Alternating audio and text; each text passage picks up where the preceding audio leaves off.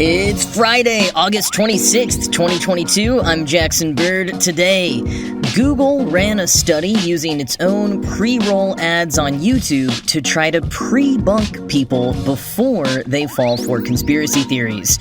Plus, scientists have found the first ever evidence of carbon dioxide in a planet's atmosphere beyond our solar system. And the curious case of the one song that used to crash any laptop it played on. Here's some cool stuff for your ride home.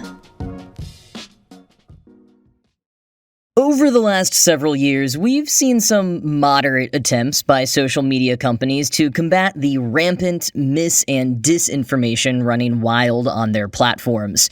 Twitter introduced labels warning when a tweet may contain disputed information. Facebook added labels encouraging people to get official voting information in the U.S. during the 2020 election on all relevant posts. Almost every platform continues to include labels linking to official information about COVID-19 on any post that mentions it, and occasionally removing the most misleading posts about the pandemic. But with many studies over the years showing that debunking and fact-checking don't always work, and in fact sometimes make people double down on their beliefs, some platforms are investigating additional ways that they can combat misinformation. Enter prebunking. Prebunking is when you attempt to safeguard people against falling for conspiracy theories and misinformation by telling them what to look out for.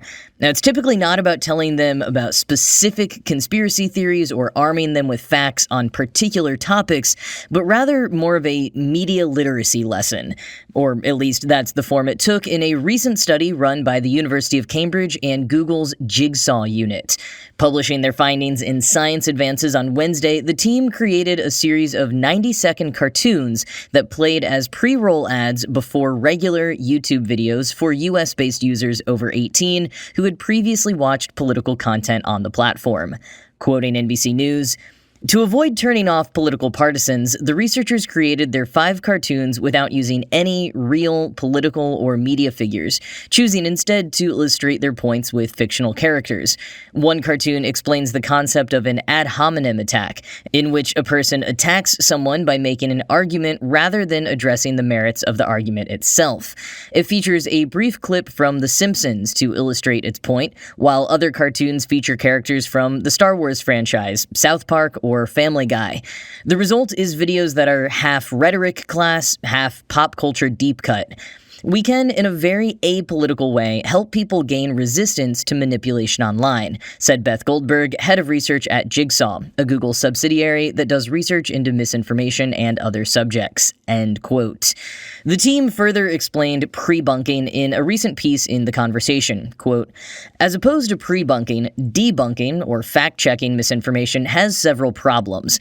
It's often difficult to establish what the truth is.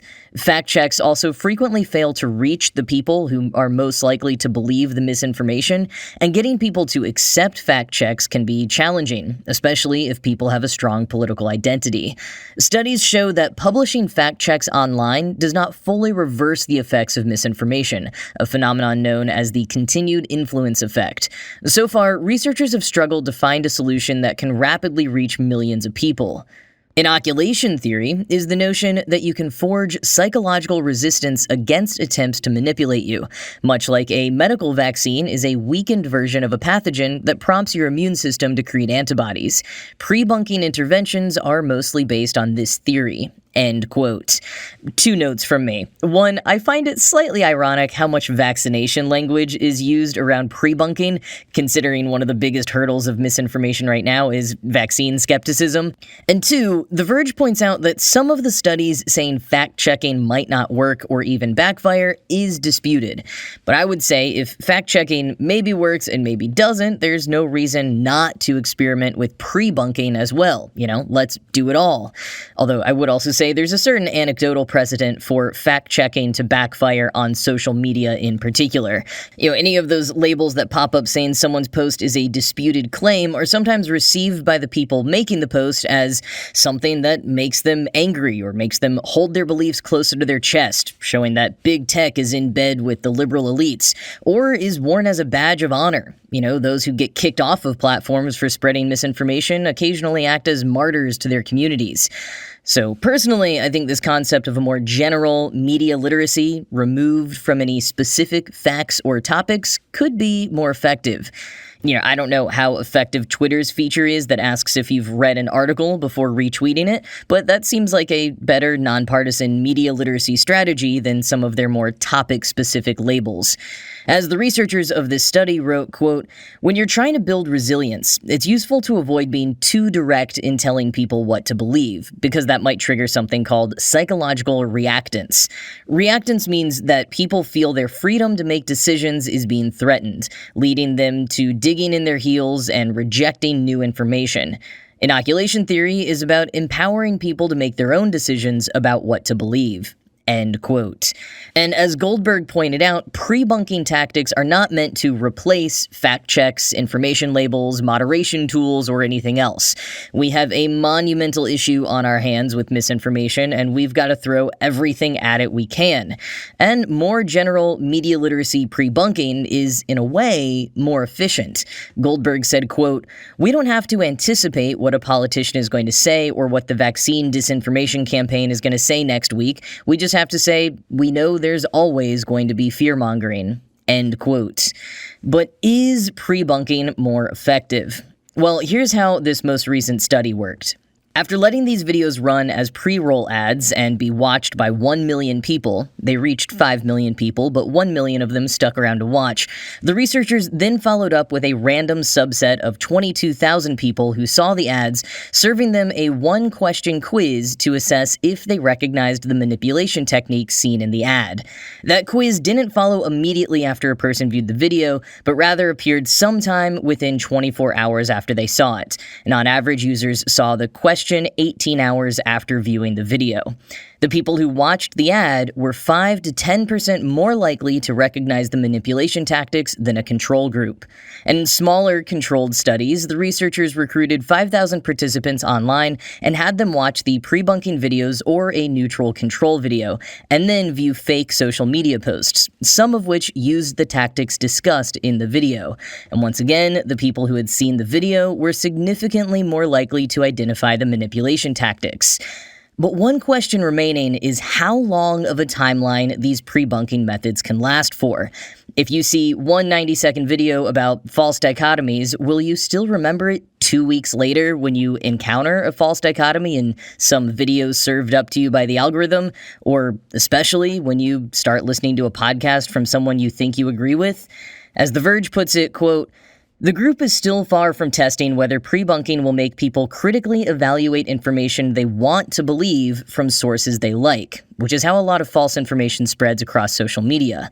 The holy grail will be, can we actually measure in the moment if you're able to apply that prebunking lesson and recall it a week later when you see Alex Jones using emotional language," says Goldberg.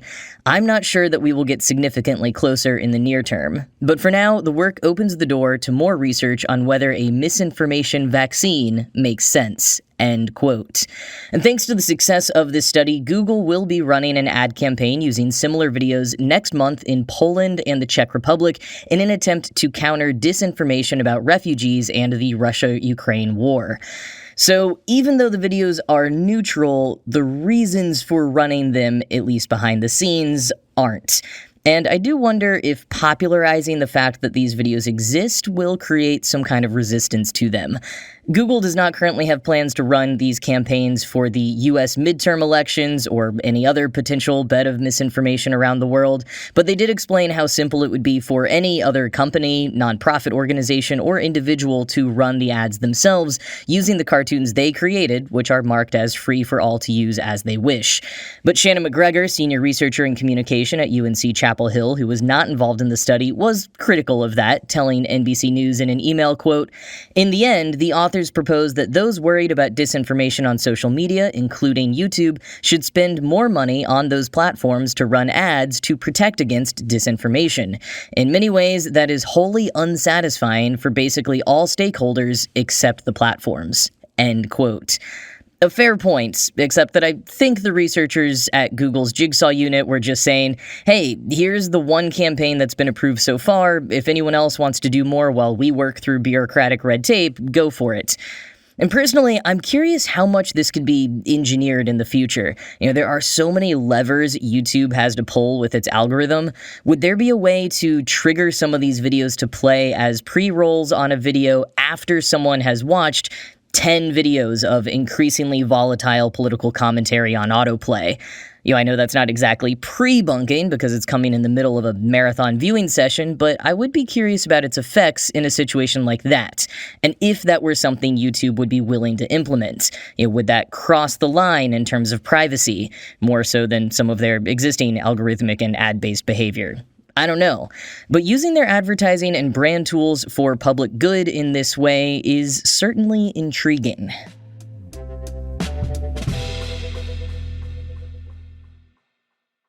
For the first time ever, carbon dioxide has been detected in the atmosphere of an exoplanet. Using data from the new JWST and publishing the results in the journal Nature this week, this is the first time there has been clear evidence of carbon dioxide in the atmosphere of a planet beyond our solar system. The CO2 was detected on a planet called WASP-39b, which was discovered back in 2011 in the constellation Virgo. Quoting NASA, WASP-39b is a hot gas giant with a mass roughly 1/4 that of Jupiter, about the same as Saturn, and a diameter 1.3 times greater than Jupiter. Its extreme puffiness is related in part to its high temperature, about 1,600 degrees Fahrenheit or 900 degrees Celsius. Unlike the cooler, more compact gas giants in our solar system, WASP-39b orbits very close to its star, only about 1/8 the distance between the Sun and Mercury, completing one circuit in just over 4 Earth days. The planet's discovery was made based on ground-based detections of the subtle, periodic dimming of light from its host star as the planet transits, or passes, in front of the star.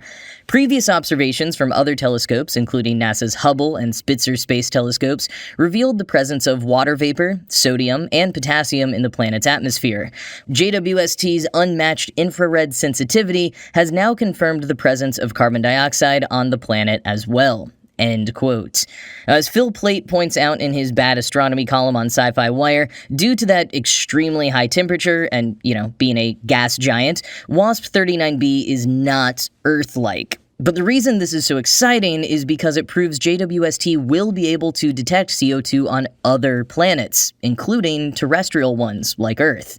And the detection by JWST was extremely strong. The previous Spitzer observations of WASP-39b hinted at there being CO2 present, but the data was ambiguous. The data from JWST is clean and super strong.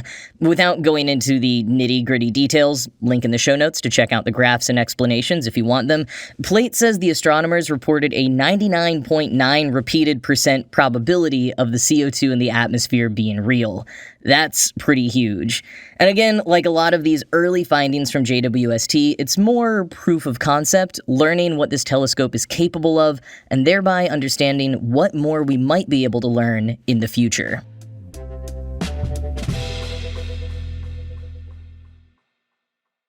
Well, here's a weird story to round out your week, as retold recently by Raymond Chen on Windows Dev Blogs.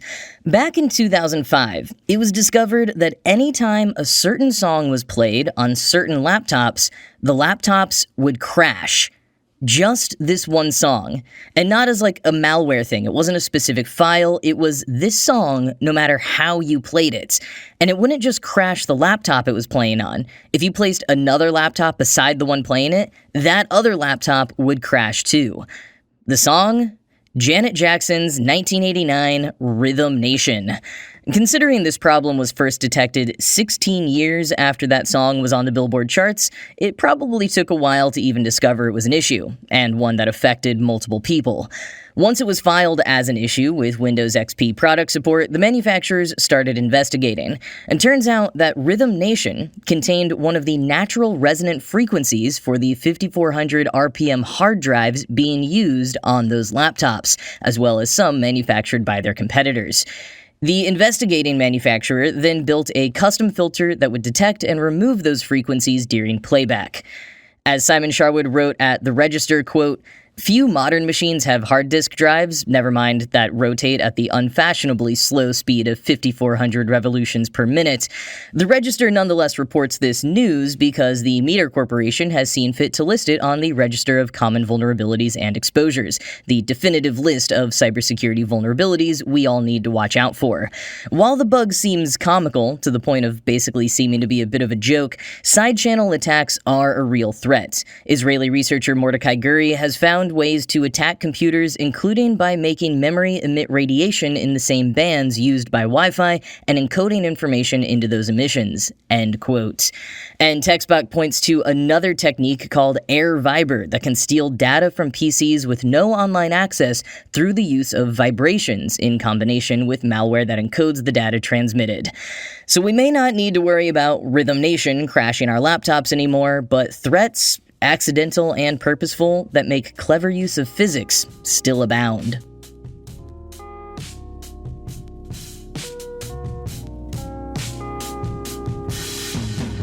Well, that's going to be it from me for this week. This show was produced by Ride Home Media. I'm Jackson Bird, and I will talk to you again on Monday.